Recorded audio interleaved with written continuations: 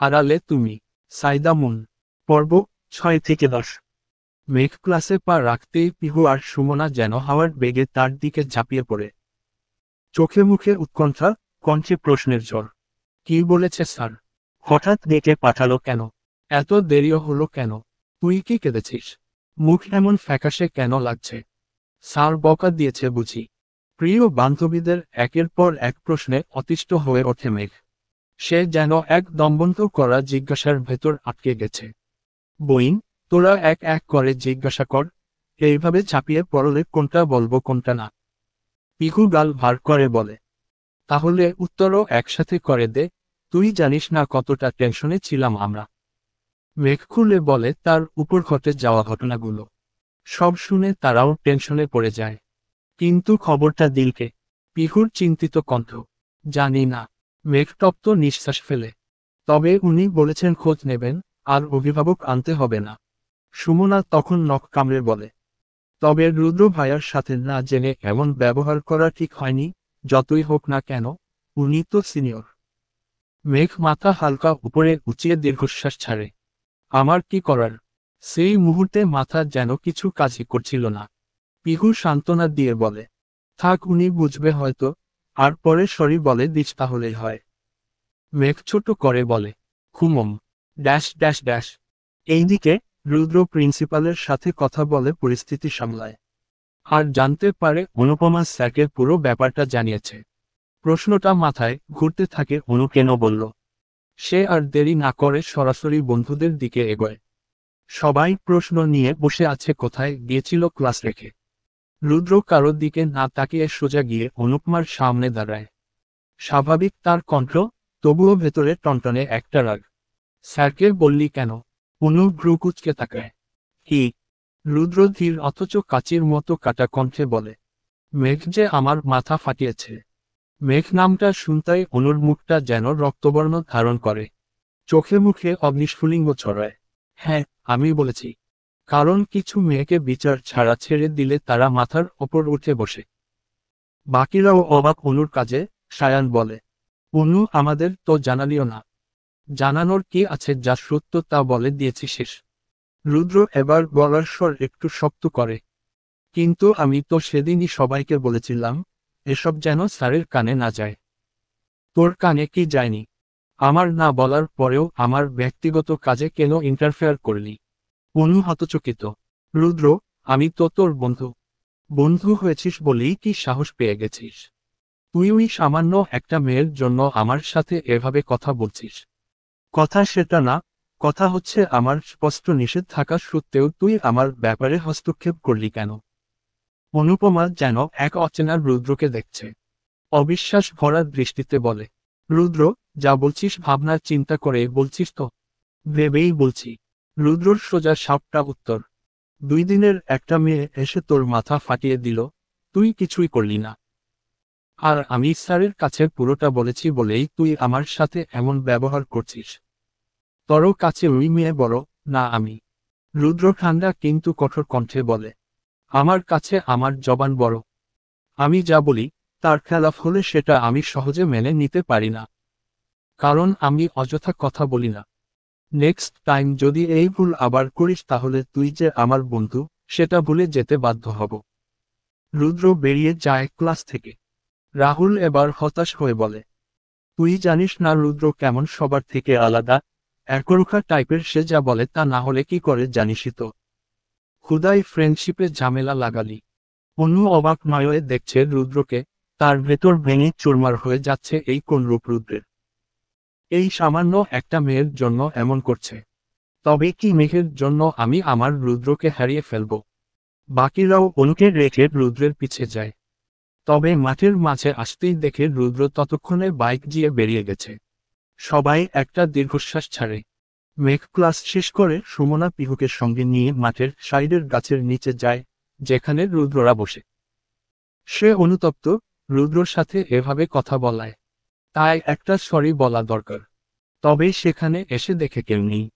কি ব্যাপার, আজকে এখানে একটাও নেই? সুমনা ব্রু কুঁচকায়। হয়তো ক্যান্টিনে সব। পিহুর কথা শুনে ক্যান্টিনে যায়। সেখানে অনুকে দেখতে পায় একটা টেবিলে একা বসে আছে। তা দেখে মেঘ এগিয়ে যায়। মুচকি হেসে জিজ্ঞেস করে, আপুর রুদ্র ভাইয়া কি চলে গেছে? অনু মাথা তুলে দেখে মেঘ এমনি এই মেয়ের উপর রেগে তার ওপর সে এসে রুদ্রের কথা জিজ্ঞেস করছে। অনু দাঁড়িয়ে যায়, রাগের মাথায় হিতাহিত গান হারিয়ে নিজের সর্বশক্তি লাগিয়ে মেঘের গালে চড় মেরে বসে। চারপাশ মুহূর্তে নিস্তব্ধতা নেমে আসে।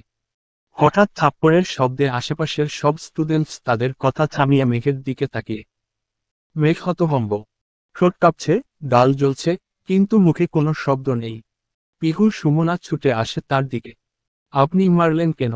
পিহুর গলা কেঁপে ওঠে ক্ষোভে। সিনিয়র বলে যা খুশি তাই করবেন। সুমনারও চোখ মুখ লাল।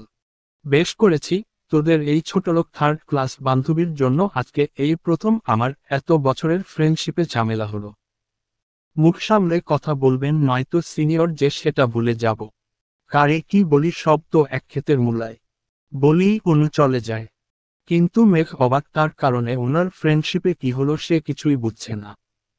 পিহু সুমনা মেঘকে সেখানে থেকে নিয়ে চলে আসে। পিহুর রাগে মাথা ফেটে যাচ্ছে।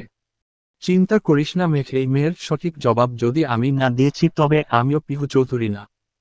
মেঘ তাচ্ছিল্য করে বলে, বাদ দে, এসবের অভ্যাস আছে, খুদাই ঝামেলায় জড়াস না তোরা।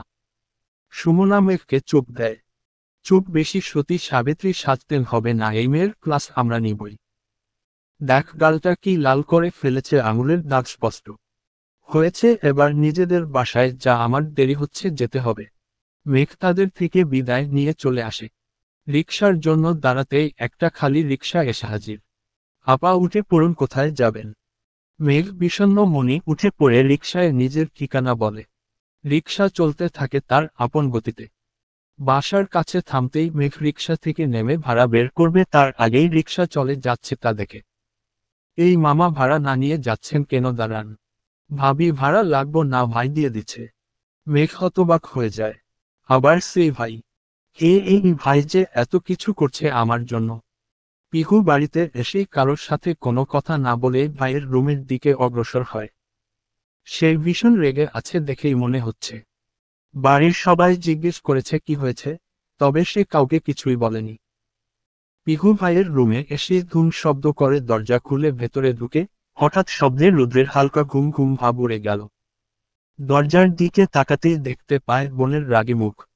পিহুর আবার কি হলো, চিন্তিত হয়ে উঠে আসলো বোনের কাছে। কি হয়েছে পিহু? এভাবে কেউ দরজা খুলে? পিহুর সেসবে তোয়াক্কা না করেই রেগে বলে, ভার্সিটি কি একা তোমাদেরই যা মনে চায় তা করবে জুনিয়রদের সাথে? বোনের কথা শুনে রুদ্র ভেবে নেয় পিহুকে কেউ কিছু বলেছে বুঝি। তোকে কে কি করেছে জাস্ট নামটা বল, বাকিটা আমি দেখে নিচ্ছি। আমাকে না, তোমার প্রাণপ্রিয় বান্ধবী অনু না ফনুর বাচ্চা, আমার বান্ধবীকে থাপ্পড় মেরেছে। এত সাহস কে দিয়েছে তাকে? পিহুর কথা শুনতেই রুদ্রের ব্রু কুঁচকে আসে। ঘটনা কি সেটা বল, হুদাই থাপ্পড় মারবে কেন, আর তোর কোন বান্ধবী? পিহু ভাইয়ের দিকে চোখ কটমট করে তাকায়। মেঘকে থাপ্পড় মেরেছে ওই মেয়ে, সাথে থার্ড ক্লাস যা নয় তা বলেছে তাকে। মেঘকে থাপ্পড় মেরেছে শুনে রুদ্রের চোয়াল শক্ত হয়ে ওঠে। কখন মেরেছে? ক্লাস শেষ করে তোমাকে খুঁজতে গেছিলাম ক্যান্টিনে, তোমাকে না পেয়ে রুই ডাইনিকে দেখে মেঘ জিজ্ঞেস করে তোমার কথা।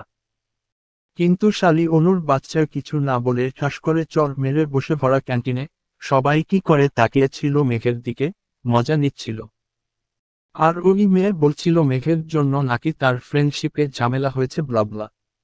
রুদ্র শান্ত কণ্ঠেই বলে, তোর বান্ধবীকে মেরে চলে গেল আর সে তাকায় তাকায় দেখছিল, পাল্টা চড় বসাতে পারেনি। এই মেয়ে একটু বেশি ভীতু, চড় খেয়েও কিছু বলেনি ঝামেলা হবে দেখে। উল্টো আমরা প্রতিবাদ করায় আমাদের টেনে নিয়ে এসেছে। বলে আমার জন্য তোরা ঝামেলায় পড়িস না। তবে তুমি যদি এর একটা বিচার না করো তবে তোমার খবর আছে। রুদ্র বিছানায় শুয়ে বলে, ওমা তোদের মেয়েদের ঝামেলা আমি কি করব মাঝে? তোরা মেয়েরা তো ঝগড়ায় পারদর্শী, তোরাই ঝগড়া কর, যা তো যা ঘুমাবো। পিহু ভাইয়ের এমন কথা শুনে রেগে যায়। ভাইয়ের উপর বালিশ ছুঁড়ে। তুমি কি করবে মানে? তোমার ভণ্ড বান্ধবী দেখে ছেড়ে দিয়েছি, নয়তো ওর জায়গায় অন্য কেউ থাকলে হাতটা ভাঙতে সময় লাগতো না আমার। এমনি এমনি ক্যারাটে শিখিনি। পিহু কথাটা বলে চলে যায়। রুদ্র হেসে ফেলে। পর মুহূর্তেই মুখটা লাল হয়ে ওঠে। অনুর এমন করার কারণ কি এই মেয়েটার সাথে সে ভেবে পাচ্ছে না। এদিকে পিহু ফ্রেশ হয়ে নিচে নামতেই তার বাবা এরশাদুল চৌধুরীর ডাকে তার কাছে যায়। আমার আম্মুটা বুঝি আজ ভার্সিটি থেকে ফিরে অনেক রেগে ছিল। কেউ কিছু বলেছে? আমাকে বলো, একদম জবান কেটে ফেলবো। কার এত সাহস? পিহু বাবার কোলে মাথা রেখে সোফায় শুয়ে পড়ে। উহু, আব্বু, আমাকে কেউ কিছু বলবে সেই সাহস আছে বুঝি কারো? আর বললে বুঝি আমি ছেড়ে দিব? আমিও এরশাদুল চৌধুরী ওরূপে মন্ত্রী মশাইয়ের একমাত্র আদরের মেয়ে, কেউ কিছু বললে মুখ ভেঙে দিয়ে আসবো হুহু। তখনই এনামুল চৌধুরী নিচে নামতে নামতে বলেন, কি ভাইজান, তুমি কি আমার ছোট পরীটাকে এত ভীতু মনে করো নাকি? সে নিজেকে নিজে প্রোটেক্ট করতে পারে। এরশাদুল চৌধুরী মুচকি হাসে। পিহু তার ছোট বাবার কথা শুনতে উঠে তার কাছে চলে যায়। মেয়েটা বড় আদরের। চৌধুরী পরিবারের ছোট মেয়ে, সবার জান সে। এরশাদুল চৌধুরী বর্তমানের দেশের পররাষ্ট্রমন্ত্রী, আর তার ছোট ভাই এনামুল চৌধুরী তিনি পারিবারিক ব্যবসা সামলাচ্ছেন। তাদের বাবা আলী চৌধুরী যিনি গত হয়েছেন ৮ বছর হয়েছে, আর মা আফসানা চৌধুরী যিনি এখনও বেঁচে আছেন। এরশাদুল চৌধুরীর স্ত্রী সিদ্দিকা ও তাদের 2 ছেলে মেয়ে, রুদ্র চৌধুরী ও পিহু চৌধুরী। আর এনামুল চৌধুরী ও তাহেরা চৌধুরীর 3 ছেলে মেয়ে, বড় ছেলে সাদ, রুদ্রের থেকে 1 বছরের ছোট, মেজ মেয়ে সামিয়া, এবার অনার্স 2য় বর্ষে, আর ছোট ছেলে তাহমিদ এবার ইন্টার সেকেন্ড ইয়ারে। এই হলো চৌধুরী পরিবার। আজ শুক্রবার হওয়ায় মেঘ বাড়িতেই সকাল থেকে তেমন কোনো কাজ নেই তার। কারণ আজ বড় আব্বু বাসায় থাকায় কেউ মেঘকে কিছুই বলছে না। নামাজ পড়ে দুপুরের খাবার সবার সাথে খেয়ে নেয়। বিকালের দিকে মেঘ ফেসবুকে গল্প পড়ছিল। তার উপন্যাসের প্রতি একটা অন্যরকম নেশা কাজ করে, সেই 10ম শ্রেণী থেকে টিফিনের টাকা জমিয়ে জমিয়ে বই কিনে পড়ত সে। তবে এখন স্মার্টফোন থাকায় ফেসবুকে সে অহরহ পড়তে পারে। হঠাৎ ফোনে কল আসায় একটু বিরক্ত হয় মেঘ। তবে পরক্ষণেই মনটা ভালো হয়ে যায়। পিহুরা ভিডিও কল করেছে, মূলত মেসেঞ্জারে গ্রুপ কল। সে জয়েন হতেই পিহু জিজ্ঞেস করে, কি করিস মেঘ? এই তো গল্প পড়ছিলাম। তুই কি সারাক্ষণই গল্প পড়তে থাকিস নাকি? আরে না, সময় পেলে একটু আকটু পড়ি, ভালো লাগে। সুমনা কথার মাঝে আফসোসের সুরে বলে, এখন কি আর গল্পের মতো আছে? কিছু পাবলিক গল্পের নামে অশ্লীলতা লিখছে। আমি আগে পড়তাম, তবে এখন আর ভালো লাগে না। উহু, এখনো অনেক লেখক লেখিকা আছে যারা রুচিশীল গল্প লিখছে, হয়তো তেমন ভাইরাল হচ্ছে না তাই চোখে পড়ছে না। তবে খোঁজ করলেই পেয়ে যাবি। আচ্ছা, সেসব কথা পরে হবে। আগে শুন, যে কারণে কল করেছি একটা ইম্পর্ট্যান্ট কথা। পিহুর কথা শুনে মেঘ সুমনা ব্রু কুঁচকে যায়। এই মেয়ের আবার কি ইম্পর্ট্যান্ট কথা আছে? পিহু ওদের প্রশ্নবোধক চাহনি দেখে নিজেই বলতে শুরু করে, সামনের সপ্তাহে আমার জন্মদিন, তোরা কিন্তু চলে আসবি। সুমনা এক্সাইটেড হয়ে যায়। তা কি বলতে হয়, আমি তো সবার আগে যাব। পিহু মেঘের দিকে তাকায় তার উত্তরের আশায়, তবে সে কিছুই বলছে না। কিন্তু মেঘ যে কিছু বলছে না। মেঘ, আসবি না তুই? মেঘ হালকা হাসে। তার এসবে যাওয়ার কপাল নেই। স্কুলে থাকতে একবার এক বান্ধবীর জন্মদিনে যেতে চেয়েছিল বলে মা তার গায়ে হাতও তুলেছিল। কারো বাসায় ও যেতে দিত না। অবশ্য সারাক্ষণ বাড়িতে না থাকলে এটা ওটা অর্ডার কাকে দিবে তারা? মলিন হেসে বলে, না রে, আমাকে যেতে দিবে না। পিহুর মনটা খারাপ হয়ে যায়। সে চেয়েছিল মেঘ আর সুমনাকে তাদের বাড়ির সবার সাথে পরিচয় করিয়ে দিতে। কেন? আমি তোর পরিবারের সাথে কথা বলবো, তাদের রাজি করাবো। রাজি হবে না রে হুদায়, আমি চিনি ওদের। ধূর্তর বড় আব্বুকে কল দিয়ে বলবো, তাহলেই হয়ে যাবে। উনি রাজি হলে বাকিরা কে কি বলবে? সুমনার কথায় পিহু সম্মতি দেয়। মেঘ আর কিছু বলে না। যদি বড় আব্বুর রাজি থাকে তাহলে তারও যেতে আপত্তি নেই। পরের দিন ভার্সিটিতে আসতেই ভরা মাঠের মধ্যে একটি ছেলে খুম করে এসে মেঘেদের সামনে হাঁটু গেড়ে বসে পড়ে। হঠাৎ একটি ছেলে এভাবে তাদের সামনে হাঁটু গেড়ে বসায়, তারা বিহ্বলিত হয়ে একে অপরের দিকে চাওয়াচাওয়ি করছে। বুঝে উঠছে না আসলে কাকে প্রপোজ করতে বসল। হাতে তো গোলাপ বা অন্য ফুলও নেই, আছে 3টা চকোলেট। সুমনা বিস্ময় নিয়ে প্রশ্ন করেই ফেলল, ভাই, কোনটা নীলডা না কালাডা? মূলত আজকে পিহু কালো আর ধূসর রঙের মিশ্রণে জামা পরেছে, আর মেঘ নীল। সেই সুবাদে ওদের দুজনকে ইঙ্গিত করেই বলেছে। সুমনার কথায় ছেলেটা হালকা মাথা চুলকিয়ে লজ্জা ভাব নিয়ে বলে, তিনটাই। তিনজনকেই লাগবে শুনে সবাই চমকিত কণ্ঠে একসাথে কী বলে চিৎকার করে ওঠে। তাদের চিৎকার শুনে ছেলেটি কানে ধরে উঠে দাঁড়ায়। হাঁটু চাড়তে চাড়তে বলে, আরে ভাই কানের পর্দা ফাটাই দিবি নাকি? আমি কি প্রেম করতে প্রপোজাল দিলাম নাকি? আমি তো তোদের সাথে ফ্রেন্ডশিপ করতে প্রপোজাল দিলাম। মেঘরা অবাকের চরম লেভেলে পৌঁছে গেছে। ফ্রেন্ডশিপ প্রপোজাল, তাও আবার এভাবে। এদের স্ট্যাচু হয়ে দাঁড়িয়ে থাকতে দেখে বিরক্ত হয়ে রিক নিজেই কথা বাড়ায়। হেই বোবাস, আই এম রিক। রিক মির্জা, তোদের ক্লাসমেট। কিন্তু এখন থেকে তোদের বন্ধু। বলি সবার হাতে একটা করে চকোলেট ধরিয়ে দিল। পিহু বিস্ময় নিয়েই বলে, মানে কি? ফ্রেন্ডশিপের প্রপোজালও আছে?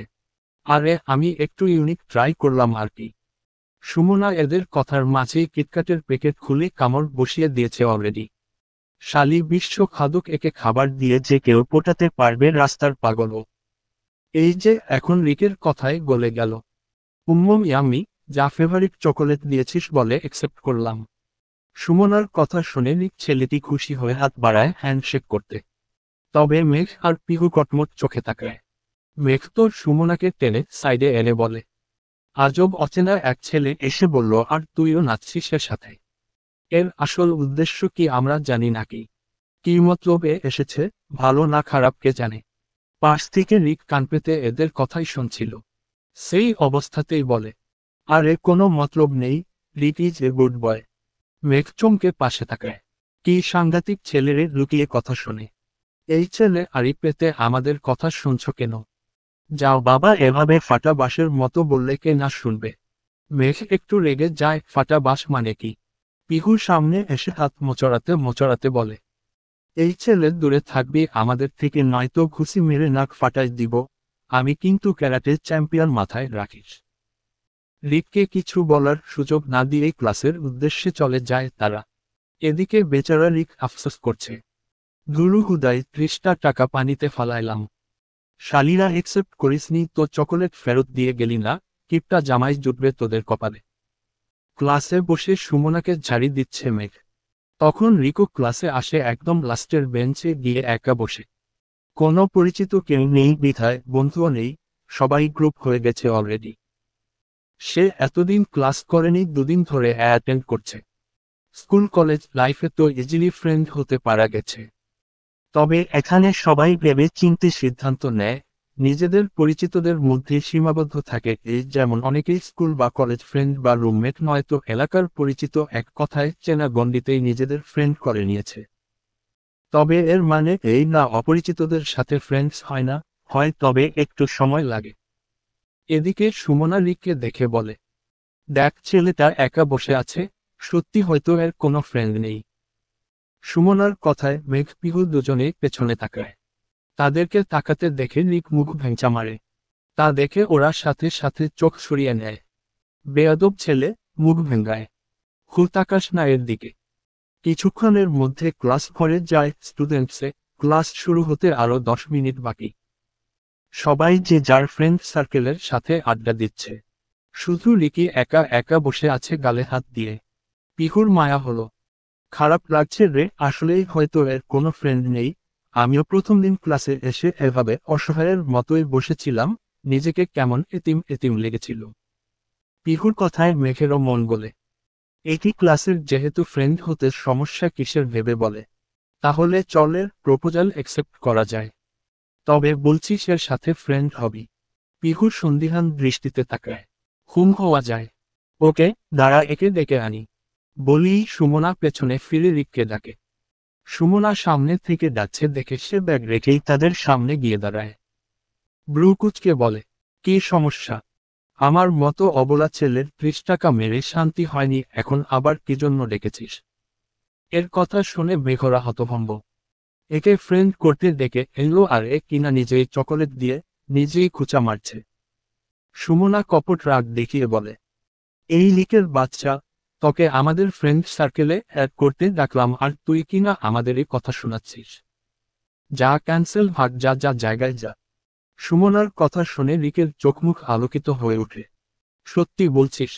যাক তাহলে, আমার 30 টাকা কাজে লাগলো, দাঁড়া। বলেই নিজের জায়গায় চলে গেছে। রিকের কাণ্ড দেখে তারা হেসে ফেলে, ছেলেটি অনেক মজার। ব্যাগ নিয়ে ফিরে এসে তাদের ঠিক পেছনের ব্রেঞ্চে বসে। আমি তো ভেবেছিলাম এই জন্মে আর বন্ধুই পাবো না। যাই হোক, তোদের নাম বললি না। তারপর একে একে সবাই পরিচিত হয়, কথাবার্তা হয়, এর মধ্যে অনেক ভালো বন্ডিং হয়ে ওঠে তাদের। ছেলেটি অনেক মিশুক আর বাচ্চাসুর, ফানিও বটে, তাই তো এত তাড়াতাড়ি ভালো বন্ধু হয়ে উঠেছে। পৃথিবীর এই এক সম্পর্ক, বন্ধুত্ব যা এক নিমিষেই গড়ে তোলা যায়। দুইটা ক্লাস করেই তারা বেরিয়ে যায় ক্লাস থেকে, পরের ক্লাসটা বোরিং, তাই ক্যাম্পাসটা করে দেখবে ভেবেছে। ইউনিভার্সিটিটা অনেক বড় জায়গা নিয়ে অবস্থিত। প্রবেশ করতেই সরু রাস্তা, এক সাইডে বড় একটি মাঠ, মাঠের মাঝে একটি শিমুল গাছ আছে, এর নিচে বসে অনেকেই আড্ডা দেয়, অনেকে আবার ঘাসের উপর জায়গায় জায়গায় বন্ধুবান্ধবদের নিয়ে বসে আছে। অপর পাশে একটি পুকুরও আছে যার চারিদিকে বড় গাছে ঘেরা, এখানেও ছাত্রছাত্রীদের আনাগোনা আছেই। ছাত্রছাত্রীরা এখানে কেবল পড়াশোনা নিয়ে ব্যস্ত নয়, তারা নাটক, সঙ্গীত, কবিতা, বিতর্ক, রাজনীতি, প্রেম সব কিছুর সাথেই মিশে আছে। সবার মধ্যে একটা আমি আলাদা ভাব। রুমমেটদের সঙ্গে গল্প, ক্যাম্পাস প্রেম, একতরফা ভালোবাসা, হোস্টেলের ঝগড়া, সব মিলিয়ে এখানে দিনগুলো চলে যায় দুঃস্মৃতির মতো সুন্দর করে। এটা শুধু একটা ইউনিভার্সিটি না, এটা একটা ছোট শহর। এখানে জীবন বইছে একেবারে নিজের ছন্দে। মেঘরা হাঁটতে হাঁটতে ক্লান্ত হয়ে ক্যান্টিনের দিকে যায়। কিছু খাওয়ার দরকার সবার, পেটে খিদে। সবাই টেবিলে বসতেই রিক গিয়ে খাবার অর্ডার করে আসে। তারা নিজেদের মতো আড্ডা দিচ্ছিল। তখনই হঠাৎ কোথায় থেকে অনু এসে মেঘের সামনে দাঁড়ায়। চোখে মুখে প্রচণ্ড রাগ, তবে তা থামিয়ে রেখে মেঘকে উদ্দেশ্য করে বলে, আই এম সরি মেঘ, কালকে ভুলবশত তোমাকে চড় মেরেছিলাম। কিছু মনে করো না। মেঘ চোখ ছোট ছোট করে তাকিয়ে আছে, বুঝছে না এই মেয়ের মতলব কি। তখনই পিহু এক গ্লাস পানি নিয়ে অনুর মুখে ছুঁড়ে ফেলে। Oops, I am extremely sorry আপু। ভুলবশত পানি পড়ে গেছে, কিছু মনে করবেন না। আশেপাশের ছাত্রছাত্রীরা এতক্ষণে সার্কাস দেখতে লেগেছে। পিহুর কাণ্ডে সবার মধ্যে টিপি টিপি হাসির শব্দ, তবে কেউ তেমন হাসছে না, অনু সিনিয়র বলে। এদিকে অনু এত বড় অপমান যেন মেনে নিতে পারছে না, সাথে সাথে হাত উঠায় পিহুকে মারার জন্য। তবে পিহু সাথে সাথে সেই হাত ধরে ফেলে, এমনভাবে ধরেছে যে এখন অনু তার হাত ছোটাতে মোচড়া মুচড়ি করছে। কিন্তু পিহু না ছেড়ে তার হাত মোচড়ে পিঠের পেছনে নিয়ে মুখ বরাবর নিজের মুখ রেখে বলে, নিজের সীমানায় থাকবেন আপু, নয়তো ভুলে যাব আপনি আমাদের সিনিয়র। বলেই ছেড়ে দেয়।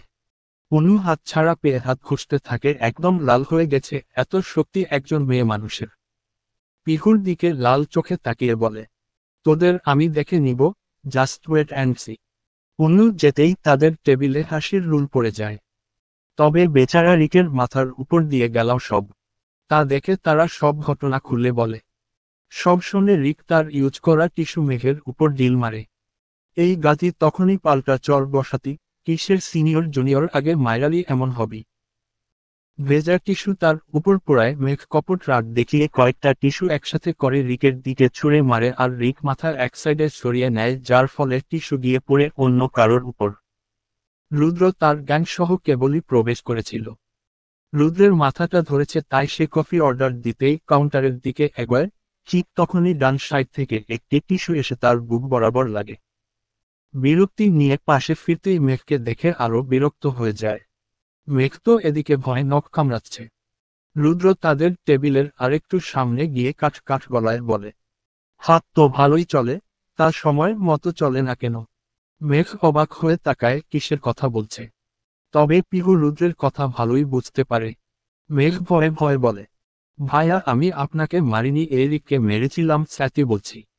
রুদ্র এই মেয়েকে ভয় পেতে দেখে চরম লেভেলের বিরক্ত। নিজেকেই নিজে প্রশ্ন করে, আমি কি বাঘ না ভালুক যে ভয় পেতে হবে, ইডিয়েট একটা। মেজাজ দেখিয়ে জারি দিয়ে বলে, সে তুমি যাকেই মারো নিশানা তো আমার দিকেই তেড়ে আসে, স্টুপিড। বলেই চলে যায়। এদিকে মেঘ ভাবে হয়তো কালকের ব্যবহার আর এখনের এই কাজে উনি একটু বেশি রেগে আছেন তার উপর। তাই সে উঠে রুদ্রের পেছনে পেছনে যায়। ভাইয়া শুনছেন? রুদ্র পেছনে ফিরে দেখে মেঘ। তাকে দেখেই ব্রু উঁচু করে, যার অর্থ কি দরকার? মেঘ বলে, আসলে কালকের জন্য ধন্যবাদ আর আজকের জন্য সরি। ওহ! রুদ্রের ও শুনে মেঘের মুখটা চুপসে যায়। এত সুন্দর করে ধন্যবাদ বলল আর ইনি কিনা নিরামিষ একটা। রুদ্রের আড়ালেই তাকে একটা ভেঙচি কেটে চলে আসে। এদিকে রুদ্র হেসে ফেলে, কারণ সামনের জানালার গ্লাসে মেঘের ভেঙচি মারা স্পষ্ট দেখা গেছে। মেয়েটাকে এভাবেই ভালো লাগে। এমন ভীত একদম মানায় না। মেঘ আজ হেঁটেই বাসায় ফিরছে। হঠাৎ মেঘের চোখ যায় রাস্তার ধারেই একটা রেস্টুরেন্টের পাশের ডাস্টবিনে ফেলে দেয়া অর্ধেক খাওয়া বিরিয়ানির প্যাকেট থেকে একটা বাচ্চা ছেলে খাবার মুখে দিচ্ছে। এই কি করছো, এগুলো ভালো না, বলে ছেলেটির হাত থেকে খাবার প্যাকেটটা ফেলে দেয়।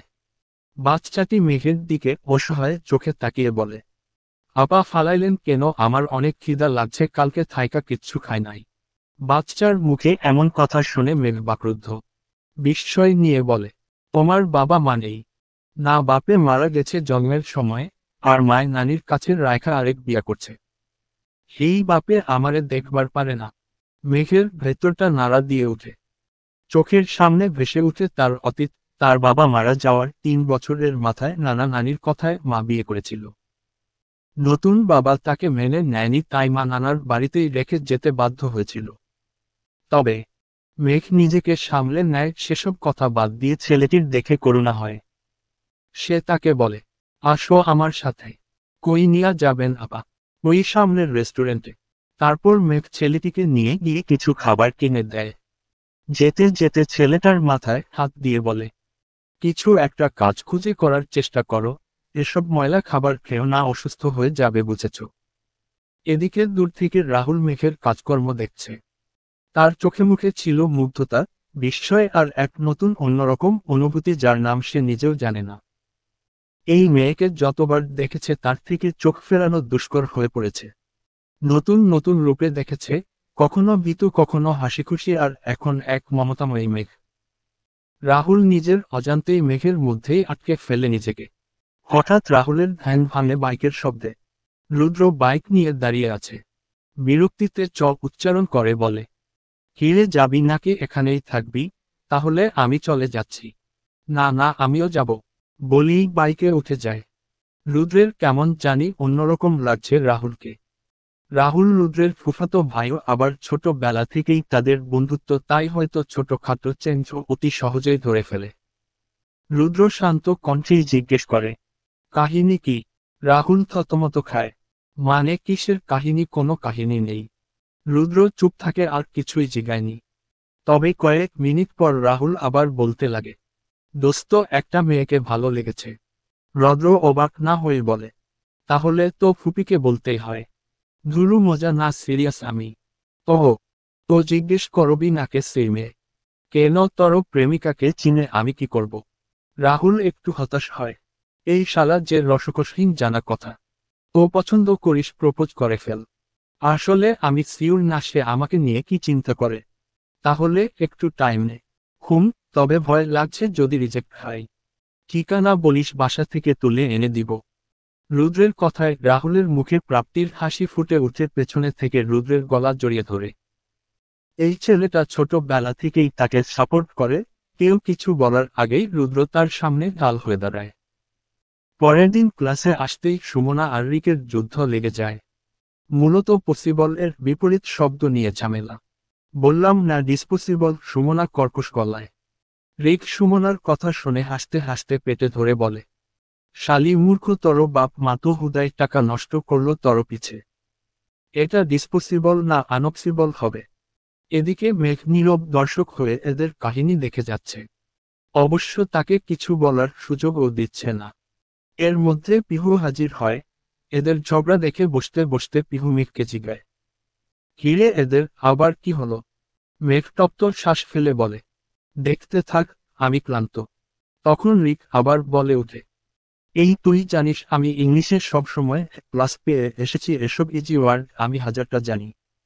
সুমনা রেগে বলে, আমি গোল্ডেন এ প্লাস পেয়েছি, তর থেকে বেশি জানি আমি।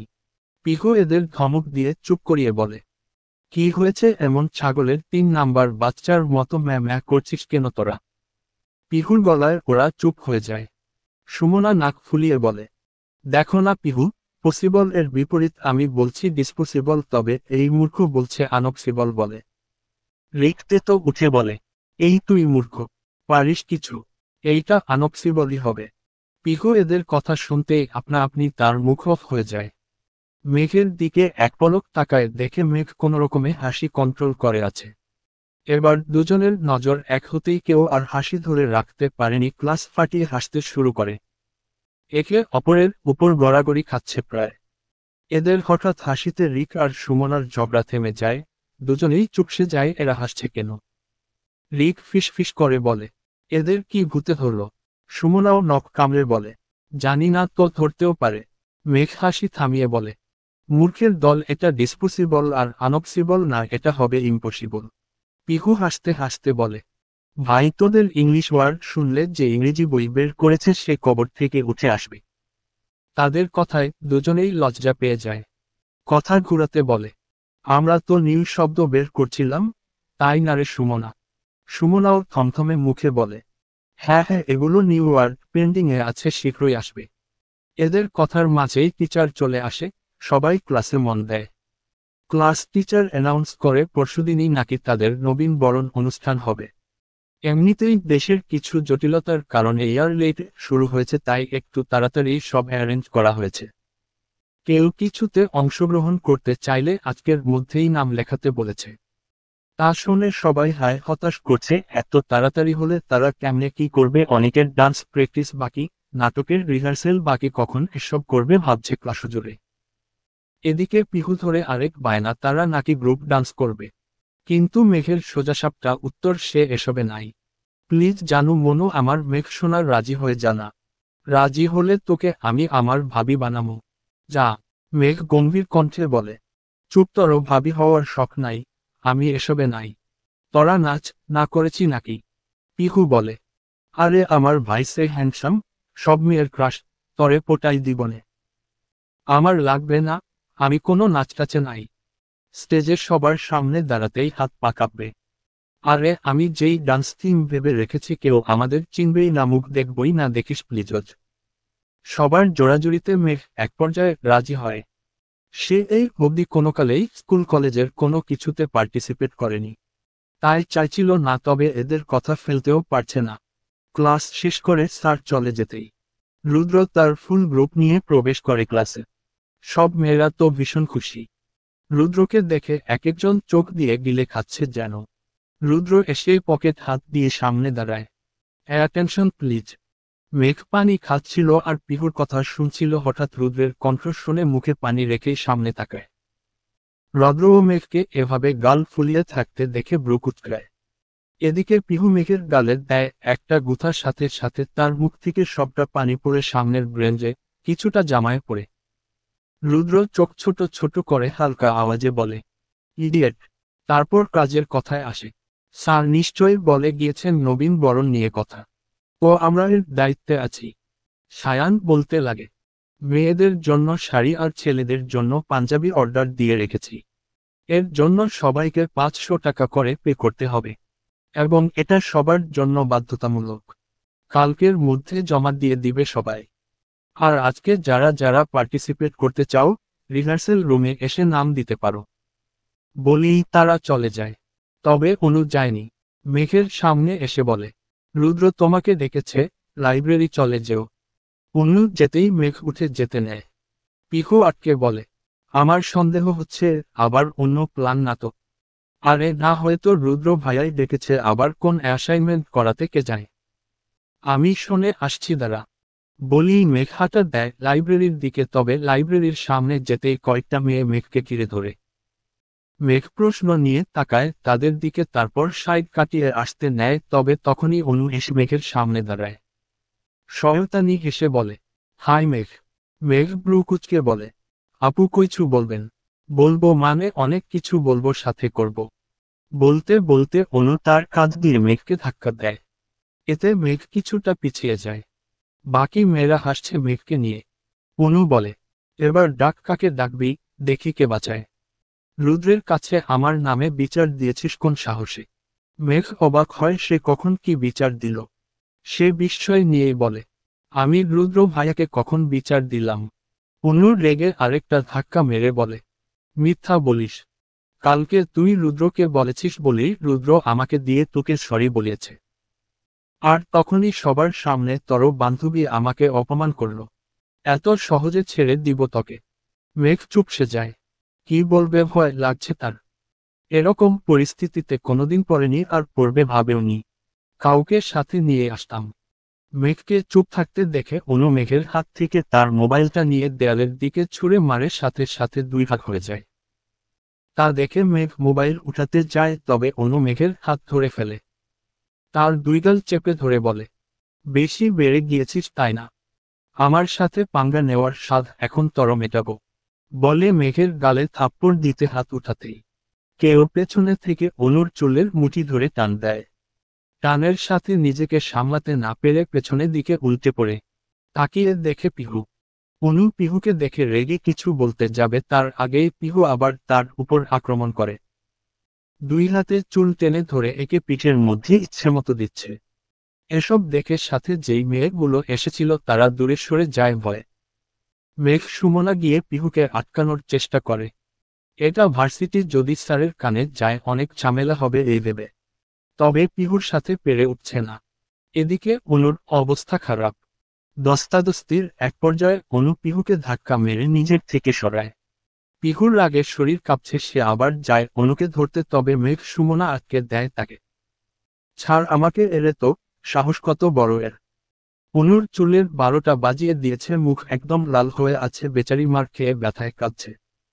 পিহু একে আবার বলে, এই তোকে না ওয়ার্নও করেছিলাম মেঘের থেকে দূরে থাকতে, সিনিয়রদের মতো থাকতে। পরিস্থিতি খারাপ দেখে একটি মেয়ে এগিয়ে এসে অনুকে ধরে নিয়ে দ্রুত সেই জায়গা ত্যাগ করে। পিহু চটে যায় মেঘের উপর। তুই এই মেয়ের কথা শুনে আসলি কেন? এখন যদি আমরা না আসতাম কি হতো? মেঘ সুমনা পিহুকে শান্ত করতে করতে ক্লাসে নিয়ে যায়। সেদিন আর মুড ঠিক না থাকায় কেউ ক্লাস করেনি, বাসায় চলে যায় সবাই। সকাল থেকেই বৃষ্টি হচ্ছে। মেঘের আজ ভার্সিটি যাওয়ার ইচ্ছে নেই, তবুও যেতে হচ্ছে বিচ্ছুগুলোর জন্য। রাস্তা পুরো ফাঁকা, আশেপাশে কোনো গাড়িও নেই। এই ঝুম বৃষ্টিতে কেই বা বের হবে? অগত্যা বাধ্য হয়ে ছাতা মাথায় দিয়ে হাঁটতে থাকে, সামনে যদি কোনো রিকশা পায় সে আশায়। তবে প্রায় অর্ধেক পথ যেও কোনো খালি রিকশার দেখায় মিলেনি। হঠাৎ মেঘের চোখ যায় রাস্তার পাশে এক বয়স্ক মহিলার দিকে। মাথায় একটা ওড়না দিয়ে নিজেকে ঢাকার চেষ্টা করে এই বৃষ্টির মাঝে এগিয়ে যাচ্ছে। তবে এতে তেমন কিছুই লাভ নেই, ভিজে গেছে। মেঘের ভীষণ মায়া লাগলো, সে আশেপাশে তাকিয়ে মহিলাটির কাছে গিয়ে তাকে নিজের ছাতাটা দিয়ে দেয়। মহিলাটি মেঘের দিকে করুণ চোখে তাকিয়ে মুখে সে কি অমায়িক হাসি, সেই হাসতেই যেন মেঘের জন্য অঢেল দশ সম্মান বলে দিচ্ছে। মেঘ হালকা হেসে দৌড়ে গিয়ে পাশের ছাউনির নিচে দাঁড়ায় বৃষ্টি কমার আশায়। প্রায় 30 মিনিট পর বৃষ্টি পড়া বন্ধ হয়, এর মধ্যে একটি রিকশাও পেয়ে যায়। সে তাড়াতাড়ি উঠে পড়ে। ভার্সিটিতে পৌঁছাতে পৌঁছাতে সকাল 10:10 বেজে গেছে। অলরেডি প্রথম ক্লাস শুরু হয়ে গেছে। তাড়াহুড়ো করে করিডোর পেরিয়ে ক্লাসের দিকে এগোয়। দোতলার 3 নাম্বার ক্লাসটা তাদের।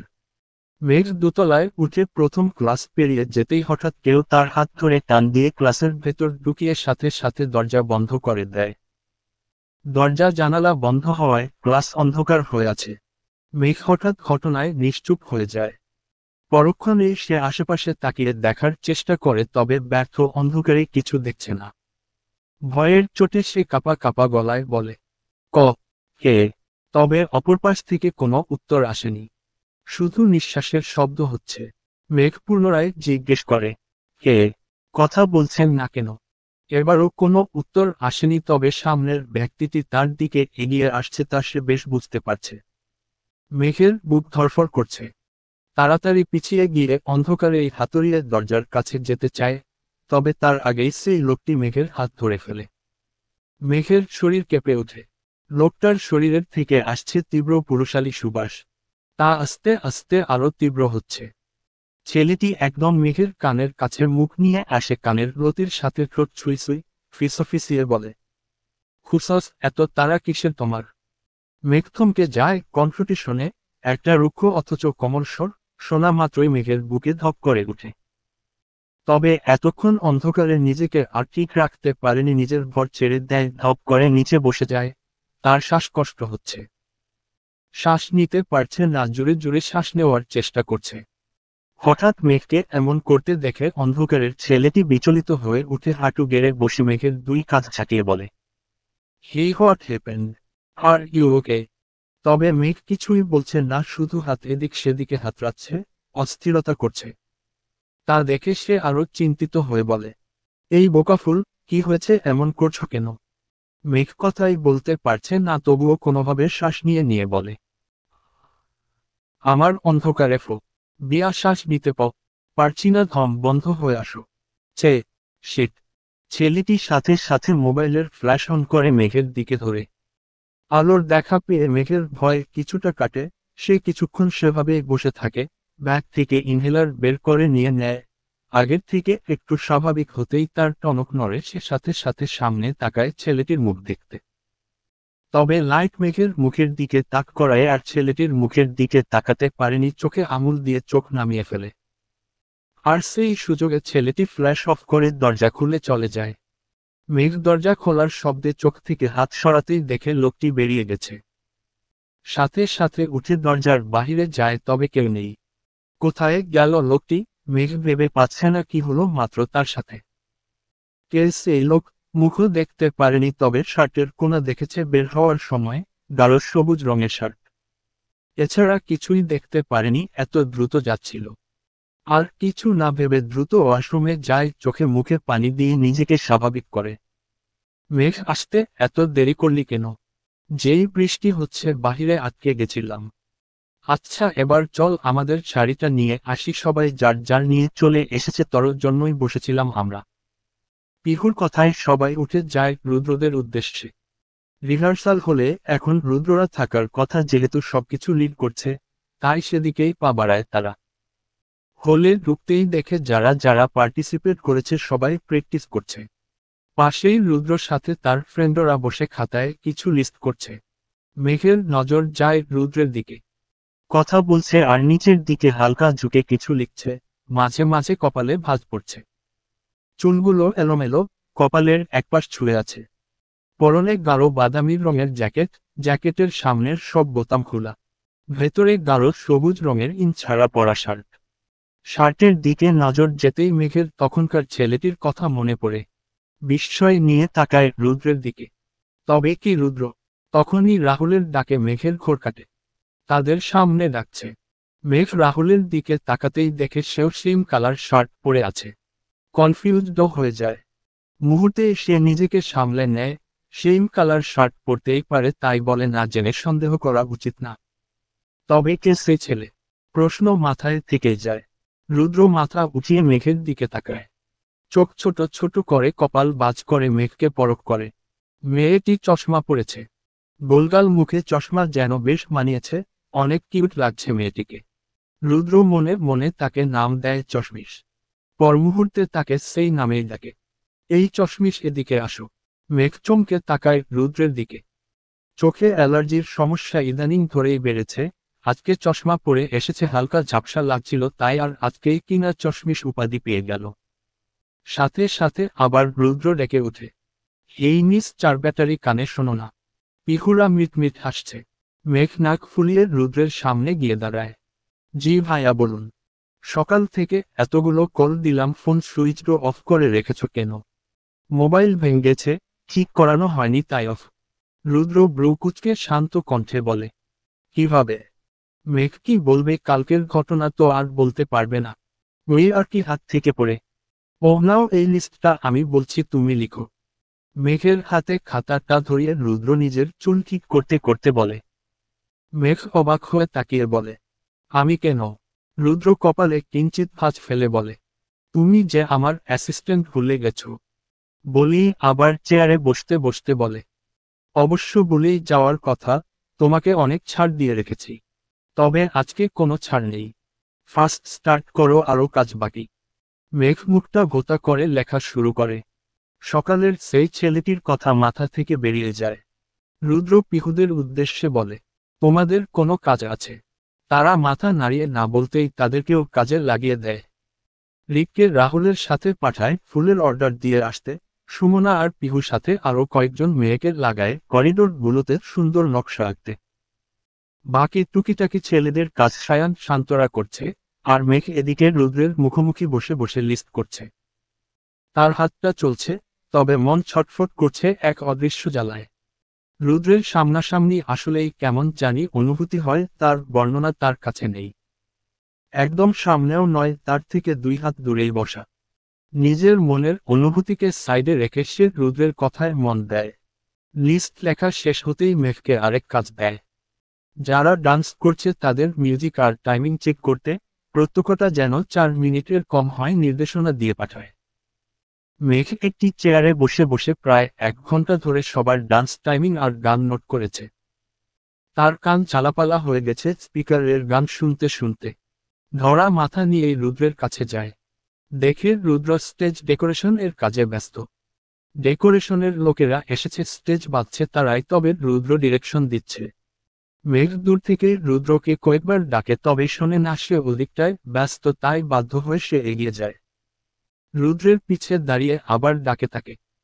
মেঘের ডাকে রুদ্র পেছনে ফিরে তাকায়, সাথে একটি লোক স্টেজের সাইডের বাঁশ লাগাচ্ছিল। হঠাৎ মেঘের কণ্ঠ শুনে সেও তাকাতে যে হাত ফসকে বাঁশটা নিচে একদম মেঘের উপর পড়তে নেয়। তা দেখে রুদ্র দ্রুত মেঘকে টান মেরে একদম নিজের কাছে নিয়ে আসে। আচমকা টানে মেঘ গিয়ে পড়ে রুদ্রের বুকে, যার ফলে রুদ্রের শরীরের স্মেলটা অতি সহজেই তার নাকে এসে লাগে। তার চেনা চেনা লাগছে স্মেলটা, তবে বেশিক্ষণ ভাবতে পারেনি। মেঘের মাথা যে বাড়ি খায়, রুদ্রের থুতনিতে বেচারা আউট করে উঠে। মেঘ তড়িঘড়ি করে দূরে সরে আসে। রুদ্র চোখমুখ কুঁচকে থুতনি ঘষছে। ফর্সা হওয়ায় একদম লাল হয়ে গেছে। বেশি ব্যথা পেয়েছে ভেবে ভীতু কণ্ঠে বলে, সরি সরি সরি। রুদ্র নিজের থুতনি ঘষতে ঘষতে রেগে বলে, এই মেয়ে এত কেয়ারলেস কেন? দেখনি এদিকে স্টেজ বাঁধছে, জায়গাটা রিস্কি, এখানে আসতে গেলে কেন? ইডিয়েট, নিজে তো বেঁচে গেলে, মাঝে আমি ব্যথা পেলাম। ওফ। মেঘ রুদ্রের কথা না শুনেই দ্রুত সেখানে থেকে চলে যায়। রুদ্র রাগী চোখে তার যাওয়া দেখে বেয়াদব বলে সম্বোধন করতে ভুলল না। তবে কয়েক মিনিটের মাথায় মেঘ আবার হাজির হয়। রুদ্রের সামনে যে হাতে করে আনা আইস কিউবটা তার থুতনিতে ধরে। রুদ্র সামনের একটি লোককে কিছু বলতে ব্যস্ত ছিল, হঠাৎ তার ঠান্ডা অনুভব হতেই নিচের দিকে তাকায়, দেখে মেঘ আইস কিউব নিয়ে এসেছে। কিছুটা অবাক হয়, পর মুহূর্তে বলে, এই মেয়ে, আবার এসেছো এই জায়গায়? মেঘ কিছু একটা ভেবে শান্ত স্বরে বলে। পরে চিল্লায়েন, এখন ওই সাইডটায় আসুন তো। বলে মেঘ নিজেই রুদ্রের হাত ধরে পাশের চেয়ারের দিকে হাঁটা দেয়। রুদ্র পুরাই থ হয়ে গেছে। সে যেন জমে গেছে, হাত পা ঠান্ডা হয়ে আসছে মেঘের হঠাৎ স্পর্শে। সে শুধু মেঘের সাথে পায়ে পা মেলাচ্ছে। মেঘ রুদ্রকে চেয়ারে বসিয়ে থুতনিতে অনেকক্ষণ আইস দিয়ে ধরে রাখে। রুদ্র কিছুই বলছে না, শুধু মেঘকে দেখছে। মেয়েটাকে অন্যরকম লাগছে তার। প্রায় 5 মিনিট পর মেঘ হাত সরিয়ে নেয়। রুদ্রের দিকে তাকাতেই তার টনক নড়ে। সজ্ঞানে আসে, নিজের কাজ নিজের বোধগম্য হতেই লজ্জারা ঘিরে ধরে। কি করছিল সে? দ্রুত রুদ্রের হাতে খাতাটা দিয়ে সে সেই জায়গা ত্যাগ করে। এদিকে রুদ্র তাকিয়ে আছে মেঘের যাওয়ার পানে, পরক্ষণেই মাথা চুলকায়। মেয়েটা লজ্জা পেয়েছে বেশ, বুঝতে পেরেছে। তার গালের লাল আভা আর লাল হয়ে যাওয়া নাকটাই তার লজ্জার সাক্ষী। মেঘ পিহু সুমনা বাসায় যাওয়ার জন্য বের হয়। রিক অলরেডি চলে গেছে। হালকা বৃষ্টি হচ্ছে এখনো। মেঘকে পিহু ছাতা দিয়ে এগিয়ে রাস্তার পাশের একটি ছাউনির নিচে দাঁড় করিয়ে যায়। যদিও সে বারবার বলছিল তার গাড়িতে যেতে ড্রপ করে দিবে, তবে মেঘ না করে দেয়।